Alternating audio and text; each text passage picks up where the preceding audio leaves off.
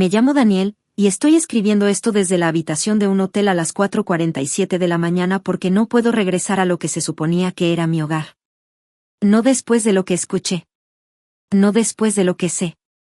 Hace 3 días, debía volar a Chicago para una presentación importante con un cliente. Llevaba semanas preparándome, ese trato podía convertir a mi despacho de arquitectura en un jugador fuerte o dejarnos tambaleando otro año más. Mi esposa, Sara, me llevó al aeropuerto, me dio un beso de despedida y me deseó suerte. Su hermana, Jessica, iba en el asiento trasero, se había aparecido esa mañana, solo para despedirte. Debí sospechar que algo andaba mal cuando vi a Sara nerviosa durante el camino. No dejaba de ajustar la radio, revisaba su celular en cada alto y se reía exagerado de los chistes sin gracia de Jessica. Pero yo estaba concentrado en mi presentación, repasando las diapositivas en mi cabeza, casi ausente de la conversación. En el aeropuerto, tomé mi equipaje y entré. Llegué hasta el control de seguridad cuando me di cuenta de que había dejado el cargador de mi laptop en el coche. Toda mi presentación estaba ahí. Sin el cargador, estaría perdido para la reunión de la tarde. Intenté llamar a Sara, pero me mandó directo a buzón. Seguramente ya iba en camino de regreso. Tenía 2 opciones: comprar un cargador carísimo en la tienda de tecnología del aeropuerto y esperar que fuera compatible, o tomar un taxi de regreso a casa y traer el mío. La casa estaba a solo 20 minutos. Si me apuraba, aún podía tomar mi vuelo. El viaje en taxi de vuelta me pareció una señal. El chofer tomó un atajo que no conocía, ahorrando 5 minutos. Cuando llegamos, el coche de Sara estaba en la entrada, junto con un camión de mudanzas que nunca había visto. Ahí sonó la primera alarma en mi cabeza.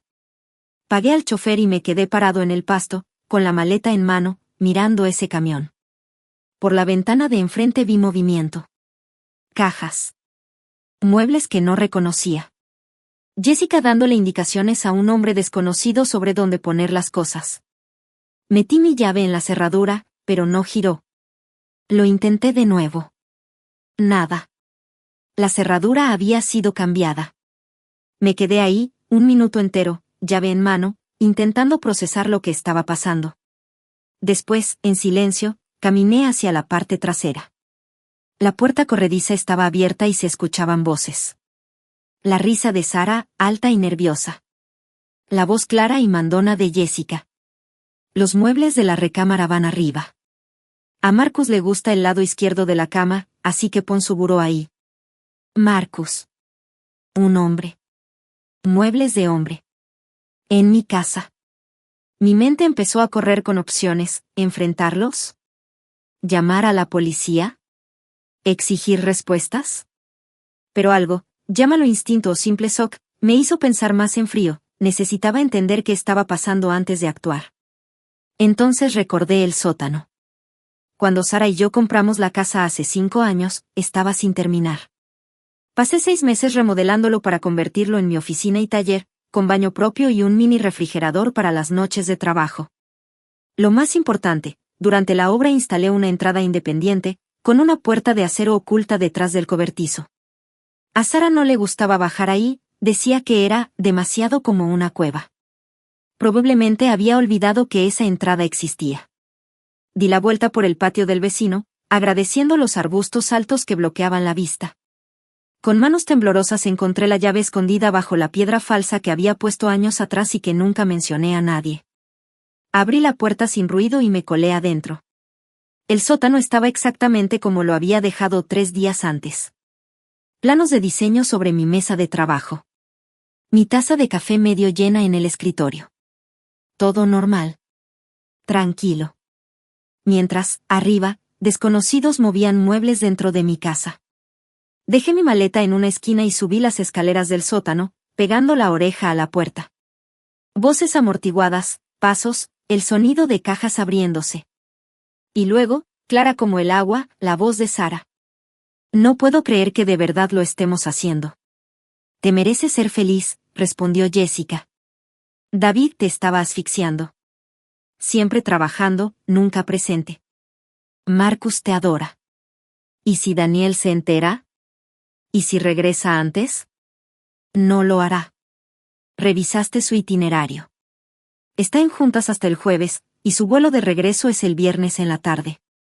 Para entonces, los papeles del divorcio estarán presentados y tendrá que aceptar la realidad. La casa está a tu nombre, ¿recuerdas? Se me heló la sangre. La casa estaba a nombre de los dos. Habíamos firmado juntos y lo celebramos con champaña. Pero Jessica siguió. El abogado dijo que la posesión es 9/10 de la ley. Si Marcus vive aquí cuando Daniel regrese y ya cambiaste las cerraduras, eso fortalece tu posición. Especialmente con la evidencia que discutimos. Aún me siento culpable por eso, dijo Sara en voz baja. No. Las fotos son solo un seguro. Nadie necesita saber que están editadas. Si Daniel pelea el divorcio, las filtramos. Él te dará todo con tal de proteger su reputación. Saqué mi celular y empecé a grabar, pegándolo a la rendija de la puerta. Fuera lo que fuera que planeaban, necesitaba pruebas. Las siguientes 4 horas las pasé escondido en mi propio sótano, como un fugitivo, escuchando cómo desmantelaban mi vida arriba de mí. Marcus, supe, era hermano del novio de Jessica. Se iba a mudar para apoyar a Sara en esta difícil transición. Llevaban meses planeando esto, esperando el momento en que yo estuviera lejos el tiempo suficiente para ejecutar el plan. La evidencia que Jessica mencionó eran fotos comprometedoras que insinuaban que yo tenía una aventura. Capturas de pantalla de supuestas conversaciones de texto. Incluso una foto mía entrando a un hotel con otra mujer, seguramente tomada en uno de mis viajes de trabajo y manipulada para que pareciera incriminatoria. Pero lo peor llegó alrededor de las 8 de la noche, cuando abrieron una botella de vino para celebrar. Con la voz ya algo arrastrada, Sara confesó. ¿Sabes qué es lo más chistoso? Que Daniel en realidad es un buen esposo. Fiel, proveedor, cariñoso. Pero ser bueno no significa ser emocionante. Marcus me hace sentir viva. Estás cambiando para mejor, la tranquilizó Jessica. Daniel es tan aburrido que probablemente programa sus orgasmos. Marcus es espontáneo, apasionado. Y sin dinero, rió Sara. Pero para eso es la casa. Cuando la vendamos, tendremos suficiente para empezar de nuevo. Solo sigue el plan, dijo Jessica. Cuando Daniel regrese y encuentre las cerraduras cambiadas y los papeles de divorcio, estará tan sorprendido que no peleará. Hombres como él evitan la confrontación. Seguramente aceptará cualquier acuerdo que le ofrezcamos. Fue entonces cuando llamé a mi abogado, Gregory Walls. Pasaba de medianoche en su zona horaria, pero Gregory era un amigo de la universidad que había construido su despacho con la promesa de estar disponible 24/7 para emergencias. Esto calificaba. Le susurré la situación y le mandé las grabaciones que había hecho. Su respuesta fue inmediata. No los enfrentes. Documenta todo. Tendré un equipo ahí a las 9 en punto. Confía en mí, Daniel. Vamos a manejar esto por el libro. Esa noche la pasé en mi propio sótano, durmiendo a ratos en el viejo sillón que había acabado ahí después de la última remodelación. Cada paso que escuchaba arriba me ponía tenso. Cerca de las 3 de la mañana, oí ruidos que no voy a describir, pero digamos que Marcus definitivamente se estaba instalando en mi cama. A las 6 de la mañana, ya había documentado todo lo posible, fotos de las cerraduras cambiadas, capturas de las redes sociales de Sara, ya casi sin fotos de nosotros, videos de las pertenencias de Marcus por toda mi casa, e incluso el contrato de renta del camión de mudanzas que encontré en la basura, pagado con la tarjeta de Sara y fechado una semana antes, prueba clara de premeditación. A las 8:45, salí por donde había entrado, dejando mi equipaje pero llevándome todas las pruebas.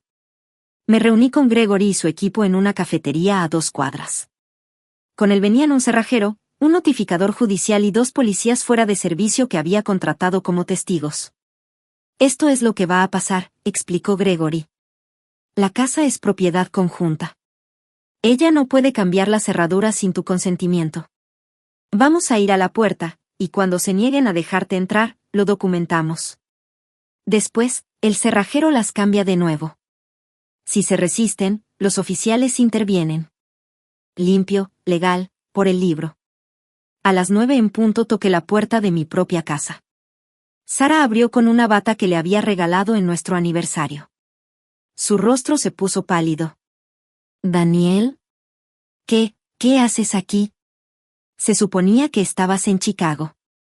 El vuelo se canceló, mentí con calma. Imagínate mi sorpresa cuando mi llave no funcionó. Es que hubo un problema de seguridad. Tuve que cambiarlas por seguridad. ¿Sin avisarle a tu esposo? Intervino Gregory, apareciendo en escena. Señora Chen, soy Gregory Walsh, abogado del señor Chen. Tenemos que hablar de su desalojo ilegal de mi cliente de su residencia legal. La siguiente hora fue un caos. Jessica bajó gritando sobre acoso. Marcus, usando mi bata, amenazó con llamar a la policía, hasta que vio que nosotros habíamos traído la nuestra. Sara lloraba, suplicaba, trataba de explicar que todo había sido un malentendido. Gregory fue quirúrgico. Presentó la evidencia de premeditación, la prueba de que la casa era propiedad conjunta, y las grabaciones de su conspiración para cometer fraude con pruebas falsificadas. Para cuando terminó, Sara estaba llorando en el hombro de Jessica y Marcus empacaba sus cosas de nuevo en el camión. Esto es lo que va a pasar, anunció Gregory, el señor Chen, de manera muy generosa, les da 48 horas para desalojar. A cambio, firmarán este acuerdo en el que renuncian a cualquier reclamo sobre la casa y a todo derecho sobre los bienes matrimoniales más allá de sus pertenencias personales. Si se niegan, presentaremos cargos por conspiración para cometer fraude, allanamiento y robo. Las grabaciones que el señor Chen hizo son particularmente contundentes. ¿Nos grabaste?, preguntó Sara con un hilo de voz. ¿En nuestra propia casa? En mi casa, corregí. Donde me escondí en mi propio sótano mientras tú planeabas robármela. Jessica intentó una última manipulación.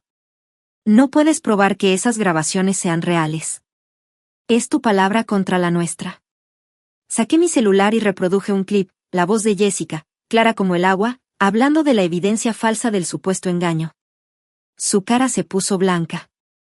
En menos de una hora, habían firmado todo lo que Gregory les puso enfrente. Los mismos mudanceros que habían traído las cosas de Marcus empezaron a cargarlas de nuevo en el camión.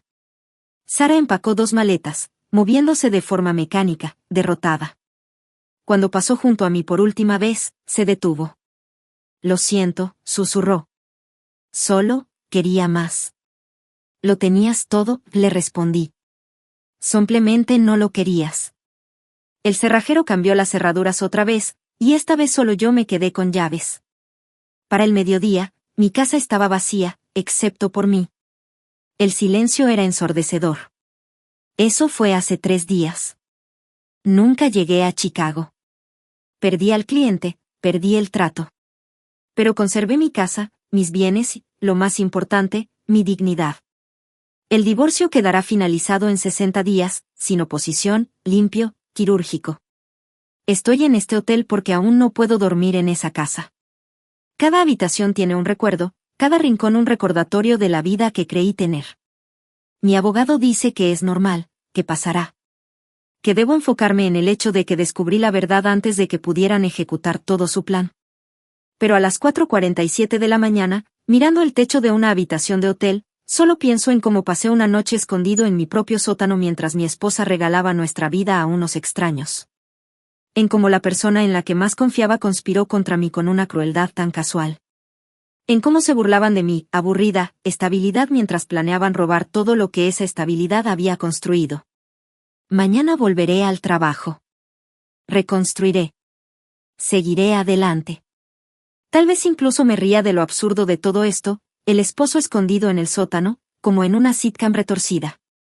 Pero esta noche, solo soy un hombre en una habitación de hotel, agradecido por una puerta oculta, un abogado inteligente y el instinto que me hizo regresar desde el aeropuerto. Porque si hubiera tomado ese vuelo, habría vuelto a unas cerraduras cambiadas, falsas acusaciones y una vida destruida por la persona que prometió cuidarla. La verdad sí te hace libre. Aunque tengas que encontrarla desde tu propio sótano.